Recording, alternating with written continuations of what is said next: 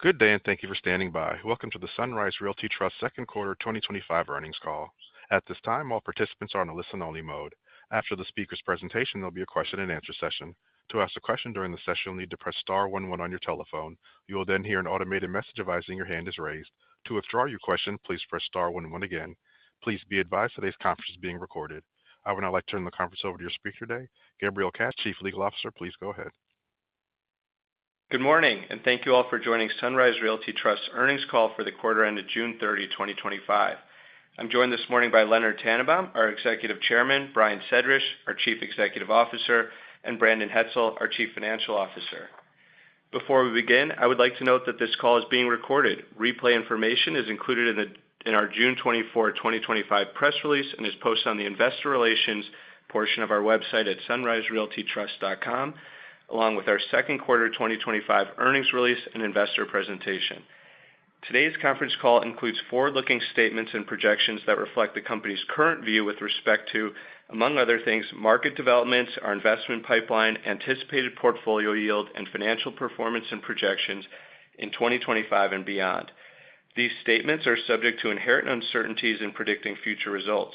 Please refer to Sunrise Realty Trust's most recent periodic filings with the SEC, including our quarterly report on Form 10-Q filed earlier this morning, for certain conditions and significant factors that could cause actual results to differ materially from these forward-looking statements and projections. During today's conference call, management will refer to non-GAAP financial measures, including distributable earnings.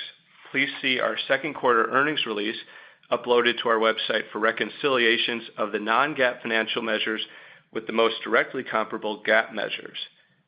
The format for today's call is as follows. Len will provide a general business and capital markets overview. Next, Brian will cover our view on the state of the commercial real estate lending markets, discuss our existing portfolio, and provide an outlook for our investment pipeline. Then Brandon will provide an update on our financial results. After that, we'll open the lines for Q&A. With that, I will now turn the call over to our Executive Chairman, Leonard Tannenbaum. Thank you, Gabe. Good morning, and welcome to our second quarter 2025 earnings conference call. I am pleased with all the progress that SUNS has made over the course of the year. For the quarter ended June 30th, 2025, SUNS generated distributable earnings of 31 cents per share of common stock, which covered our dividend of 30 cents per share. Turning to our senior secured revolving credit facility, I am pleased to announce that during the second quarter, we added $90 million of additional commitments from City National Bank of Florida and Everbank. We now have $140 million of commitments under our senior secured credit facility, which can expand to $200 million. I believe that having three institutional banks in our credit facility highlights the strength of SUNS' lending platform and the trust that we have built with our financing partners. As a reminder, this facility carries a very attractive interest rate at 2.75% over SOFR with a 2.63% floor. This facility provides us the financial flexibility to pursue attractive opportunities and drive continued growth in our target markets. As we look ahead in our capital structure, we believe the next avenue for debt capital will be in the unsecured markets. I will now turn it over to Brian to discuss the market and our portfolio. Thank you, Len, and good morning. Before turning to our current portfolio and pipeline, I wanted to take a minute to discuss what we're seeing generally in the real estate market. Beginning in Q1 2025, we saw a noticeable pickup in the U.S. commercial real estate market, which somewhat slowed in Q2 due to tariffs and macroeconomic conditions.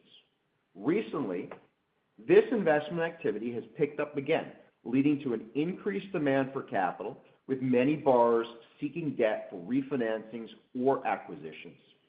We believe that this increase in activity is attributable to two main factors. One, supply clearing the market, as previously construction activity was somewhat muted. And two, an expectation that short-term interest rates will begin a slow path downward. As interest rates eventually begin to creep downward, we believe that this will continue to act as a catalyst for new deal activity. As noted, during the second quarter, we saw a decrease in transaction activity, which we attribute in part to global uncertainty around tariffs as lenders and borrowers analyze how this may impact construction projects and business activity in general.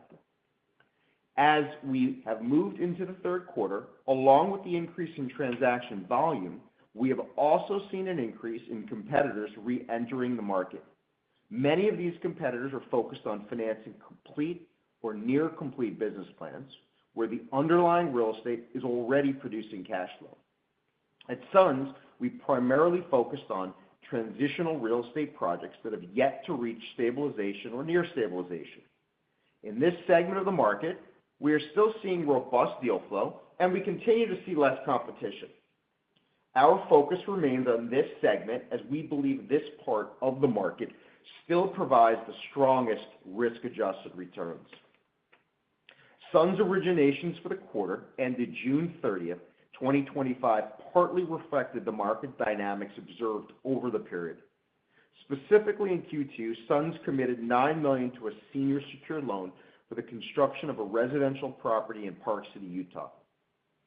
Turning to our pipeline, just as market activity rebounded coming out of Q2 and into Q3, our active pipeline saw significant increases in both the quantity and quality of deals sourced. As of August 1st, the TCG Real Estate platform has 5 signed non-binding term sheets and documentation totaling approximately $275 million, which includes one deal from last quarter, which is yet to close. All 5 of these term sheets are for first mortgage loans. We expect SUNS to be allocated a portion of these investments. TCG's real estate active pipeline primarily comprises loans to transitional assets backed by highly qualified sponsors that require a more structured solution, whereby our team can capitalize on its expertise in pre-stabilization business plans and complex deal structures. We believe that these unique core competencies allow us to capture the most attractive opportunities emerging in this current market.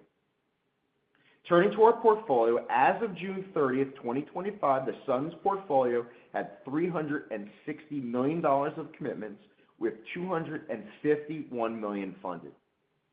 We believe that the SUNS portfolio is well positioned from an interest rate perspective, as 86% of our current portfolio's outstanding principal is floating rate with a weighted average SOFR floor of 4.1%. Given the floors in place across our loan book, our credit line, with an approximate floor of 2.6%, presents a potential opportunity to expand SUNS' net interest margin. We expect in the near to medium term, our portfolio composition will remain relatively unchanged, with an emphasis on well-located residential and mixed-use assets backed by experienced and well-capitalized sponsors.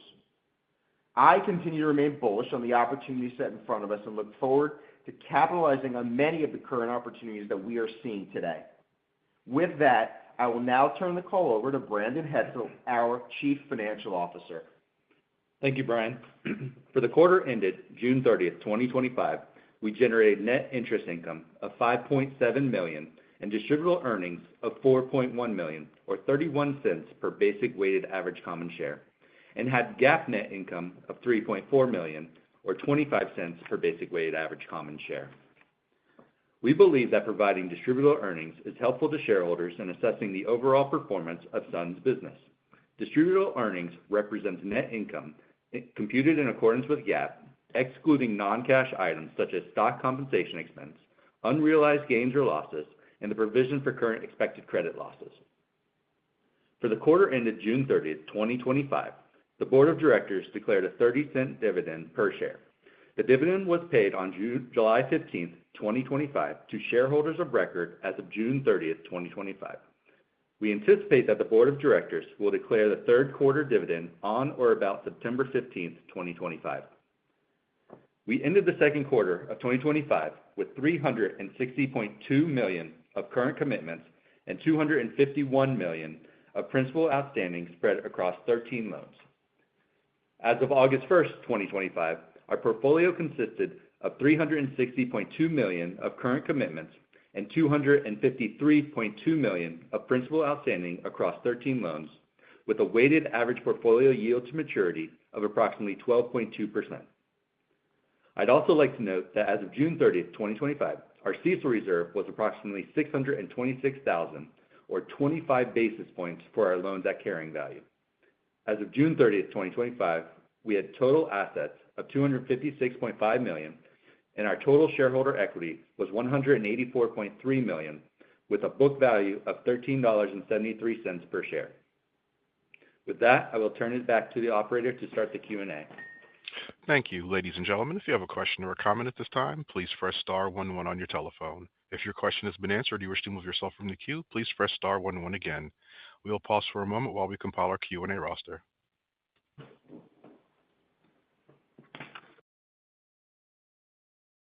First question comes from Randy Binner with B. Riley Securities. Your line is open. Okay, great. Thanks. Good morning. So a quick question, and I'm probably going to look at slide 13 on the deck with the portfolio detail, but related to the 5 term sheets for $275 million that's in the pipeline, can you kind of size where that the interest rate profile is on that? Sure. Thanks for the question. Yes, so the 5 that we're talking about are, firstly, all first mortgages.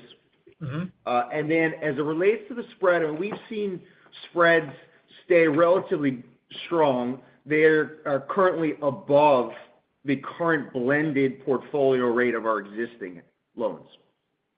Okay, awesome. Thank you for that. And then on the Park City loan is smaller, but it was interesting in that maybe that has a spread that's higher, and it's also in a new geography. So could you speak to if there was something interesting about that one from a return perspective, and then if you're kind of broadening the aperture on geographies you're looking at? I think, as Len speaking, I think the Park City loan is a much bigger loan. We took part of it, so we did not lead or agent that one, but we found an attractive value, and we were brought in as a syndicate partner. Okay. Should we think of like the West or the Intermountain West as being an attractive area in general, or was that just more opportunistic?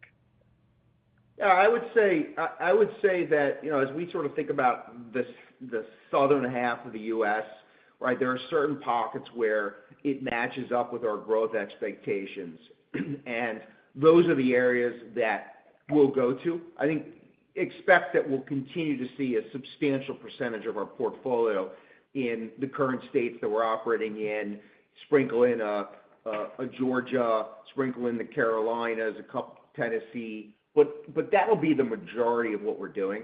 But we will see opportunistically deals that still fit the profile of the opportunity set that we think is interesting, and we'll take advantage of that. And this one was one of those where we felt really good about the risk in this deal, given coverage, and we felt great about the rate of return, and so we opportunistically went for it. Okay, understood. Thank you. One moment for our next question.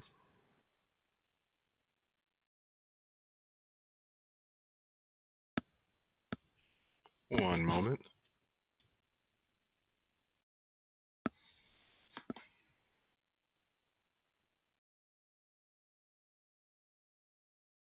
Our next question comes from Jason Sabshon with KBW. Your line is open. Hi. Thanks for taking my question, and good morning. Yes, it would be great to get more color on your origination targets for the second half of 2025 and 2026. And within that, what's the split of senior and subordinate loans? Thank you. Yeah. Hey, Jason. You want to go ahead, Len? Look, we try not to forecast, as you can see from the loans slipping from the last quarter into this one. These loans can take a long time to close. It can be kind of frustrating at times. You can think a loan closing can be anywhere from a month or two to one of them is 8 months. And so you've seen one loan slip from quarter to quarter.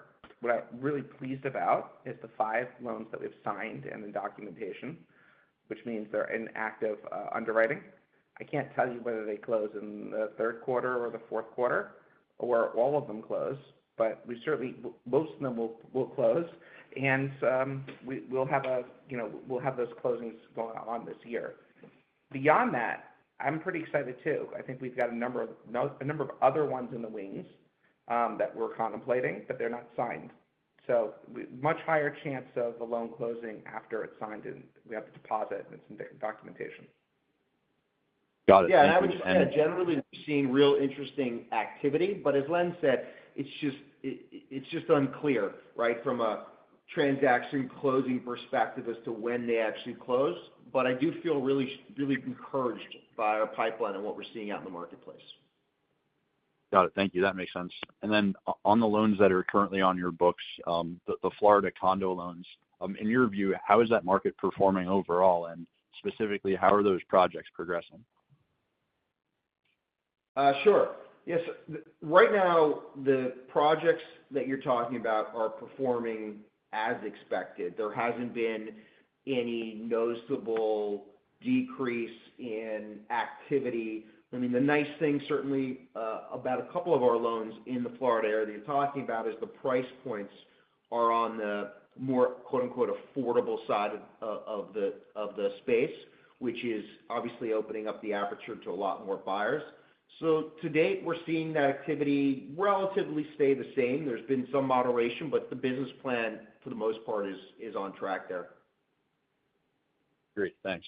And then separately, you talked about your leverage target at scale being 1.5 times, with part of that coming from a credit facility and another portion from unsecured debt. So I guess what's like the target timeline for scaling leverage and any potentially unsecured issuance? So as you know, we have a $75 million line that's not drawn, right, Brendan? It's not. Yeah, that's not drawn. So we want that line drawn to make it more cost efficient of capital. We're monitoring the unsecured market. As I said in my remarks, that's where we're going to go next, or that's where we plan to go next, assuming the market cooperates. It's time. You also have to do deal timing. You have these deals that are closing and the ones on the wings, and to the extent that we have funded deals that need additional firepower, we're going to have to go to the unsecured market and raise it. So that's the project for the fourth quarter. And just to clarify, the $75 million line is an unsecured line on top of our $140 million East West Bank-led credit facility. Got it. Thank you. One moment for our next question. Our next question comes from Tyler Battery with Oppenheimer. Your line is open. Good morning. Thanks for taking my questions. I got disconnected earlier, so I apologize if these were already addressed. But my first question is on the macro and the market backdrop in terms of more competitors in the market. It sounds like that's not something that's impacting you right now, but it's also something that you called out. So I'm curious if you can just talk a little bit more about what you're seeing from the competition. I'm not sure if there's perhaps a dynamic where that gets even more intense as the year goes on, just given there's more opportunities out there, perhaps drawing some additional interest in where you're operating here. Yeah, hey, Tyler, it's Brian. Thanks for the question. So the heaviest competition that we have seen has been in the near stabilized part of the financing markets, and large part of that has been on the multi side. That's trading much tighter right now. I think largely based upon the fact that the back leverage CLO securitization markets have come back, and that has really enabled guys to compress yields, competitors. That has been a smaller component of our business. We certainly like using within across our portfolio, having the ability to do deals like that, but it's been a smaller component. Really more of the stuff that we're playing in is more transitional, where we can use our expertise in structuring. There's definitely been more competitors come into that space, but we still have seen, for the most part, a good chunk of opportunities there. I expect that will continue. Sure, I think there'll be more competitors coming in, but in terms of the opportunity set and as the market more normalizes, I think the opportunity set's going to increase. So I think overall, I feel really good about us continuing to be able to lean into the opportunities in that place. And then look, as loans are looking to be refinanced from a bridge financing perspective, right, prior to a more securitized, stabilized takeout financing. I think that's really where also there'll be some opportunities to do some stuff. Okay. Thank you for that. I also wanted to double-click on the interest rate topic, and this is something that's come up in some conversations with the clients, so I want to be sure that it gets picked up. This is also something that you briefly mentioned in the prepared remarks, but just thinking about this environment where potentially, hopefully, interest rates are going to be gliding lower. What does that mean in terms of your business? What does that mean potentially in terms of your financials? How do you think about net interest margin expanding if that does play out the rest of this year in the back half? So that's the really good thing is, Len, about how we're positioned is these construction loans take a long time to fund. I think we've said that in previous quarters, and they're locked in on really good floors. I think our average floor is about 4.1%. And if you think about floors, maybe in the new deals, they've come down a little bit because you're right. There are people who are anticipating interest rate cuts. I think maybe the average floor in the newer deals, I'm not saying any of them close, I'm not saying we're able to complete any of them, are around 3.75%. So they're coming down a little bit, but that leaves a lot of room against our credit line at 2.6% floor to capture some really nice net interest margin. Of course, you have to get drawn first, otherwise you don't get the margin. The other thing I think a drop in interest rates really helps us with as we continue to commit the portfolio to really good lean loans. I think Brian said, these are first mortgage loans really that are in the pipeline today, is we'll be able to do better in the unsecured markets. So look, the fourth quarter, we're keeping our eyes open, and we watched Ladder Financial. Congratulations to them getting their first investment grade rating that I've seen in the mortgage REIT market. I think they're going to set a great benchmark for the industry. Remember, I come out of the business development companies, the BDCs, and we were one of the top 5 investment grade rated BDCs, and that industry compressed. So I think the good mortgage REITs are going to start moving towards Ladder's type of cost of capital. Obviously not Ladder's, but towards Ladder's cost of capital. And that's really going to benefit all of the good mortgage REITs that are going for the lower leverage like we are. Remember, we don't have any repos. We're going for a traditional leverage model. The basic leverage model, which we've said over and over again, is about a third equity, a third sub-debt, a third senior, with the senior half drawn for a target leverage of 1.5 times. And so we're right on track with performing on that. Okay, great. That's all for me. Thanks for the detail. Thanks, Todd. And I'm not showing any further questions this time. I'd like to turn the call back over to Brian for any further remarks. Well, thank you all for joining the call today. We are encouraged by this increased deal activity in our pipeline in the areas that we're seeing, and we look forward to sharing our progress with all of you on the next quarter call. Goodbye. Thank you, ladies and gentlemen. This concludes today's presentation. You may now disconnect and have a wonderful day.